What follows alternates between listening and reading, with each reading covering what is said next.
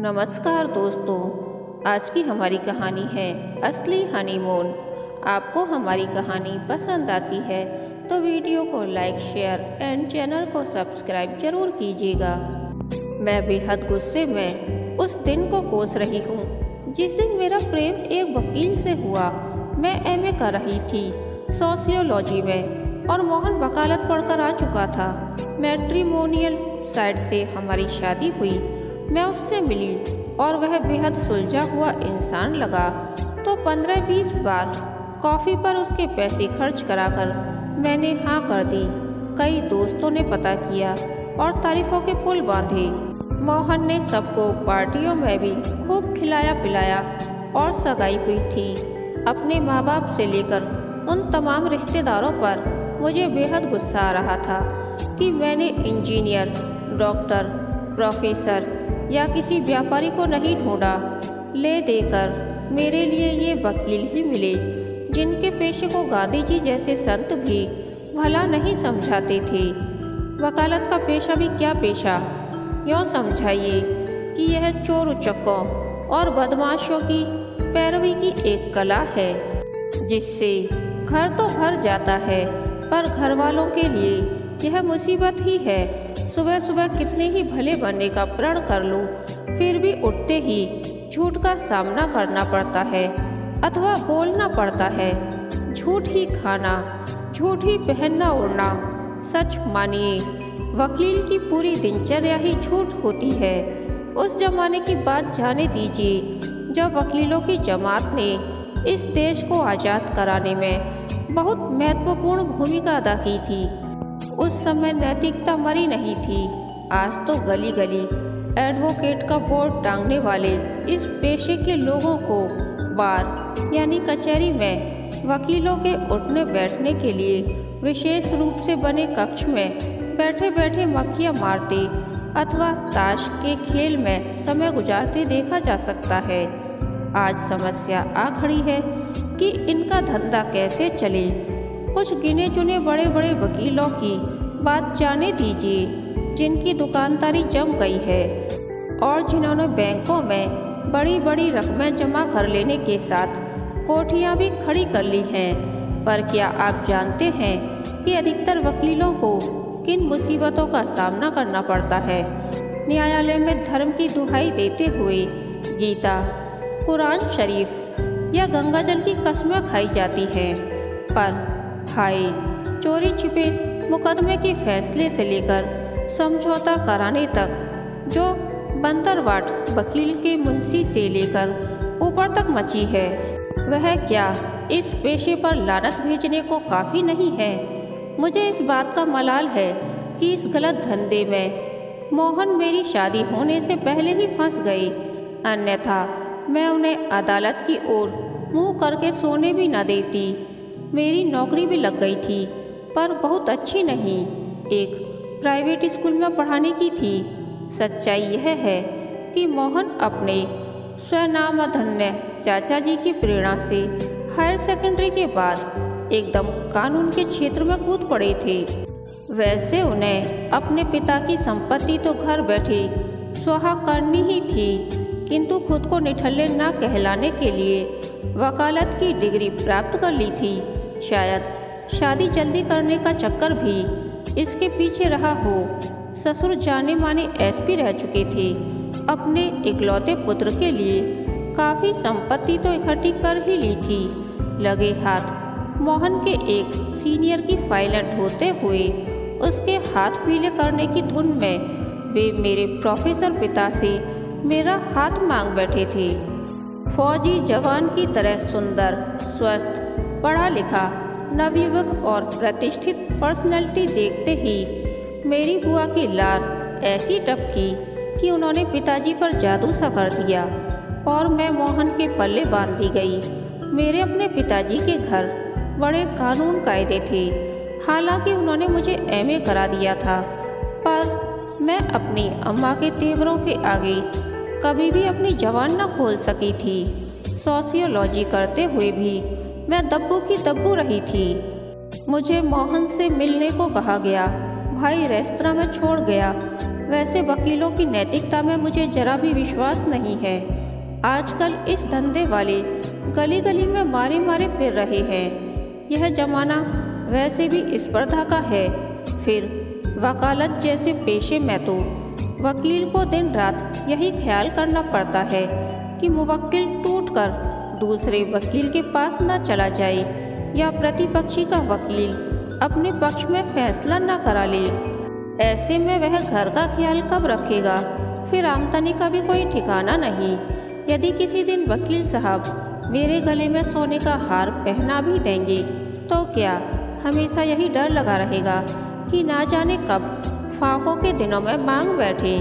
प्रिय, बुरा न मानो, कमबख्त समय बहुत बुरा है। लाओ फिलहाल दूसरी बार का सिलसिला टाल दें और 2-4 साल निकाल लें। उस समय की हालत क्या होगी आप क्या जाने। मेरी बुआ बड़ी तेज हैं। मुझे फंसाने को उन्होंने ही मैट्रिमोनियल साइट पर मेरा प्रोफाइल डाला था और वही पिताजी की जगह मेरी गार्जियन बनी हुई थी। उन्होंने मोहन के फ़ोटो मेरे व्हाट्सएप पर फॉरवर्ड कर दिए, जैसे गुड़िया खिलौना देख बहल जाएगी। उनका ख्याल था कि मैं होने वाले जीवन साथी के धंधे के बारे में ज़्यादा सोच विचार ना करके उनकी सुंदर सूरत पर मर मिटूंगी। एक लड़की को यही सब तो चाहिए, संजीला, बांका, नौजवान। मेरी बुआ ने अपनी भतीजी को चारों खाने चित्त करने को यह ब्रह्मास्त्र खूब फेंका था। मैं निरी बुद्धू तो थी नहीं। स्कूल कॉलेज में सर्वश्रेष्ठ वक्ता और विवादक के ढेर सारे पुरस्कार जीते थे। मेरी तार्किक शक्ति का सभी लोहा मानते थे, पर एक तो मैंने इन उलझनों के बारे में कभी सोचा भी नहीं था और दूसरे माँ का रूप देखकर जबान पर ताले पड़ गए। मोहन कुमार यानी वकील साहब ही अब मेरे भविष्य हैं, वर्तमान, और अतः इन भविष्य प्रसाद से समझौते में ही भलाई थी, वरना कुछ और कर बैठती तो मेरे पीछे जाती समाज में पिताजी की इज्जत खूब उछाली जाती। मैंने कई सहेलियों को रोज बॉयफ्रेंड बदलते देखा था। दरअसल मेरा विद्रोह कोई भगत सिंह या सुभाष चंद्र बोस की बिरादरी में बैठने का तो था नहीं। अच्छा खासा लड़का ढूंढा जा रहा था, सो मैं नानुकर करके अपने को दकियानूसी होने का सबूत कैसे देती, इसीलिए चुप लगा गई और एक अच्छी लड़की की तरह विवाह की बलि वेदी पर निछावर हो गई। माँ बाप बुआ से बहस करना व्यर्थ समझा। मैं सपने लेने लगी कि पति को ही तैयार कर लूँगी कि जिंदगी के मिशन में कोरे वकील बनने का कोई मज़ा नहीं। आपका लक्ष्य तो जज बनना चाहिए। मुझे पूरा विश्वास था कि मैं जब छात्र जीवन में भाषण प्रतियोगिता के निर्णायकों को अपने तर्कों से प्रभावित कर झका लेती थी, तो क्या मोहन को उनके ही तेजस्वी भविष्य के लिए तैयार न कर पाऊंगी। इसीलिए मैं सखी सहेलियों के मजाकों की परवाह किए बगैर पूरे आत्मविश्वास के साथ गृहस्थाश्रम में घुसी थी।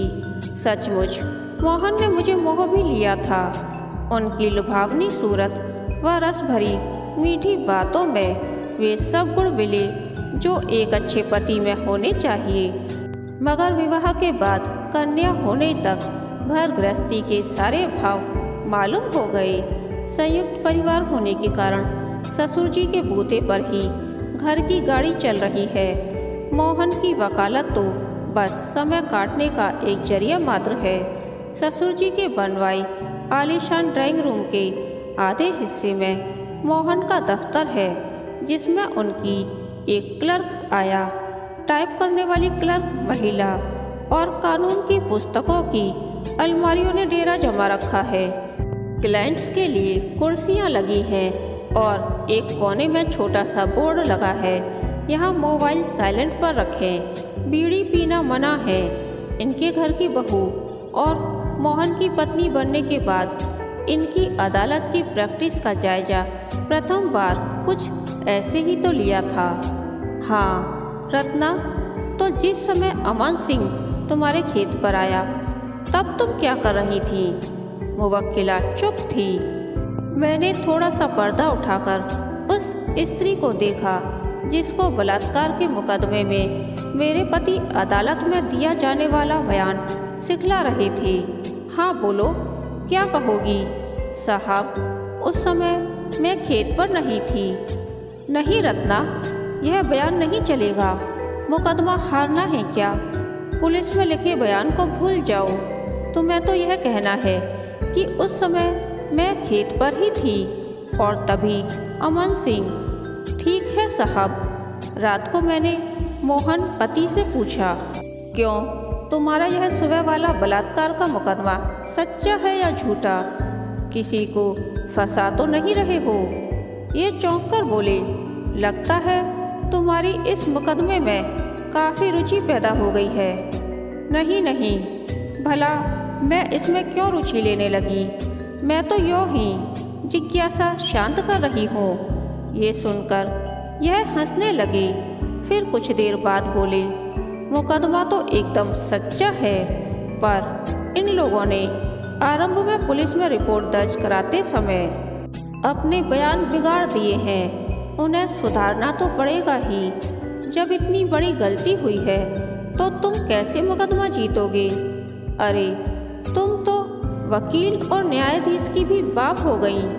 यह धंधा तो ऐसा है कि जहाँ बूंद भर पानी न हो वहाँ समुद्र साबित करना पड़ता है।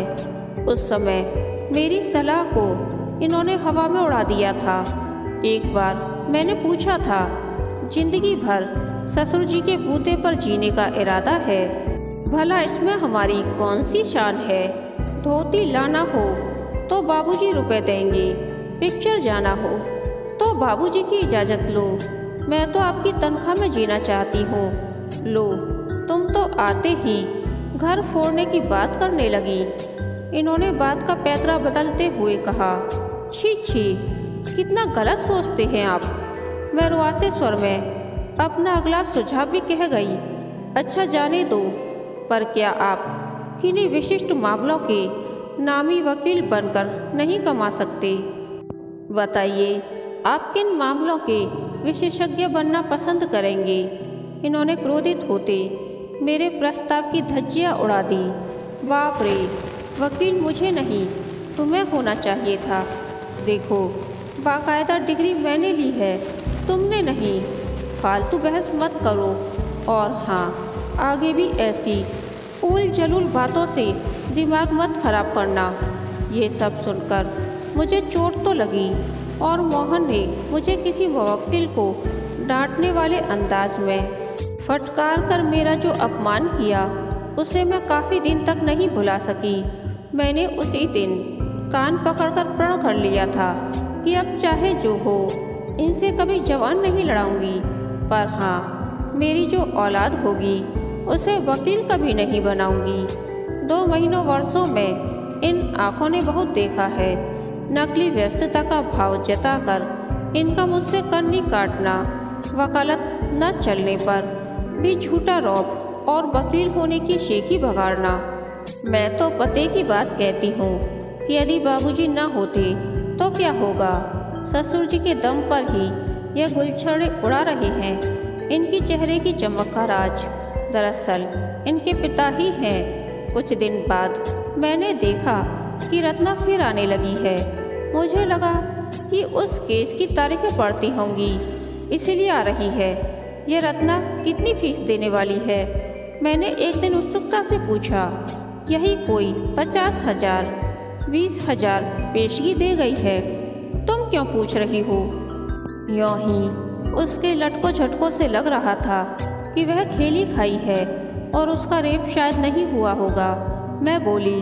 मोहन कुछ चौंके, फिर बोले, हाँ, मामला रजामंदी का है। इस रत्ना ने अमन सिंह को खुद ही बुलाया था। ये दोनों कई बार मिले और कई बार दोनों में संबंध हुआ होगा, ऐसा मुझे लगता है। रत्ना ने अमन सिंह के खेत पर आते हुए अपने मोबाइल पर खींचे फोटो दिखाए थे, तो उनमें यह रेपिस्ट के मूड में नहीं लग रहा था। फिर कुछ रुककर मोहन ने कहा, रत्ना एक कांस्टेबल की बेटी है जो कि डैडी के साथ कार्य कर चुका है, इसीलिए मैंने उसका केस लिया है। वैसे ही दिखने में पटाखा लगती है। मुझे नहीं लगता कि इसने कभी खेतों में काम किया होगा। कुछ तो छिपा रही है। कुछ ही महीनों में रत्ना फिर आई। इस बार वह जी स्टॉप में थी। मुझे बाहर मिली जब मैं स्कूल जा रही थी। गहरी लिपस्टिक, उन्नत वक्ष, तना बदन, रोम रोम उसका अट्रैक्ट कर रहा था। मुझे कुछ संदेह हुआ कि यह सुबह सुबह क्यों आई, पर मैं जल्दी में थी इसीलिए चली गई। अगले दिन से देखा मोहन कुछ परेशान नजर आ रहे थे। मैंने कई बार कुरेदा तो बोले नहीं कोई बात नहीं। उनकी असिस्टेंटों को टटोला तो पता चला कि साहब रत्ना के साथ 2-2 घंटे बैठ के केस की तैयारी करते रहे थे। कई बार उन्हें भी आने नहीं देते थे। रत्ना अक्सर कमरा बंद कर देती थी। हमें रत्ना ने कहा कि इस मामले में अमन सिंह ने कई जासूस छोड़ रखे हैं। ना जाने कौन क्लाइंट की शक्ल में आकर हमारी बात सुन ले। मैडम, आप जानती हैं ना कि नौकर के बाहर के कमरे में ही क्लाइंट बैठते हैं और हमें भी पता नहीं होता कि कौन कहां से क्यों आया जब तक उनकी फाइल तैयार ना हो। मुझे कुछ खटका लगा, कहीं कुछ चक्कर है। 2 दिन बाद रत्ना तब दिखाई दी जब वह बाहर जा रही थी और मैं स्कूल से आ रही थी। आज उसने गांव की लड़कियों वाले कपड़े पहने हुए थे। चुन्नी सिर पर थी, बाल बिखरे हुए। मैंने उसे रोककर पूछा, तुम रत्ना हो ना? तुम्हारा रेप का केस है ना? वह कुछ शक पकाई, फिर पूछने लगी, आप कौन? मैं मिसेस मोहन की पत्नी, वकील ने। आओ, तुमसे बात करनी है, कमरे में चलो। नहीं मैडम, फिर किसी दिन आऊँगी, आज जल्दी में हूँ। मैंने जोर दिखाते हुए कहा, नहीं आज ही। जो काम करना या जहाँ जाना है वह छोड़ दो। फ़ोन कर दो कि तुम नहीं आ सकती। मेरे तेवर देखकर शायद वह डर गई। मैं उस जैसा गांव की औरतों के बारे में बहुत कुछ पढ़ चुकी थी और जानती थी कि ये किस व्यवहार से काबू में रहती है। वह चुपचाप मेरे पीछे चली आई। इधर उधर उसके घर गांव की बातों के बाद मैं मुद्दे पर आई। तुम वकील साहब के यहाँ कई बार आई हो ना? हाँ, उसने कहा। तुम तभी क्यों आती हो जब मेरा स्कूल का समय होता है? मैंने तमक्कर पूछा। वह घबरा सी गई। वकील साहब ही उस समय बुलाते हैं, मैंने कहा, पर यह समय तो अदालत का होता है। वह यहाँ कैसे रहते हैं? मैडम, जिस दिन साहब के केस नहीं होते उसी दिन बुलाते हैं। यानी वे तुम्हें फ़ोन करते हैं? आमतौर पर क्लाइंट ही फ़ोन करते हैं वकीलों को। मैंने कड़क आवाज़ में पूछा। ये आवाज़ मैंने अपने ससुर से सीख ली थी। जी, वे मुझे अच्छे लगते हैं, इसीलिए मैं उनकी डायरी देखती रहती थी और उस दिन आती थी जिस दिन उनका अदालत में केस ना हो। वह सफाई देती बोली, अभी तो तुम कह रही थी कि मोहन तुम्हें फ़ोन करके बुलाते हैं, अब उल्टा कह रही हो। यह झूठ क्यों बोल रही हो? मैंने अपनी आवाज़ कड़क बनाए रखते हुए पूछा। जी, कभी मैं फ़ोन करती थी तो वे इस समय बुला लेते थे। ये बुला लेते थे या तुम धमक जाती थी? सच बोलो। नहीं मैडम, मैं सच कह रही हूँ। मैं तो वैसे ही रेप की मारी हूँ। समाज में मेरी कोई इज्जत नहीं है। मैं भला किस खेत की मूली हूँ? वह रुआसी शक्ल में बोली। अच्छा, अपना मोबाइल दो। मैंने उसका मोबाइल देते हुए कहा और वह चौकन्नी हो गई। उसे पता लग गया कि मैंने कुछ पकड़ा है। क्या? यह मुझे नहीं मालूम। वह मुझसे मोबाइल छीनने बड़ी ही थी कि मैंने डपट कर कहा, चुप बैठ जाओ। साहब की असिस्टेंट और स्टाफ यहीं हैं, मेरे बुलाते ही आ जाएंगे। अब वह अचानक रोने लगी। मैडम, साहब से हमें बचा लो। साहब हमें छेड़ते हैं कि हम उनके साथ सोएं, वरना केस खराब कर देंगे। मोबाइल में देख लो, उनकी रिकॉर्डिंग की है।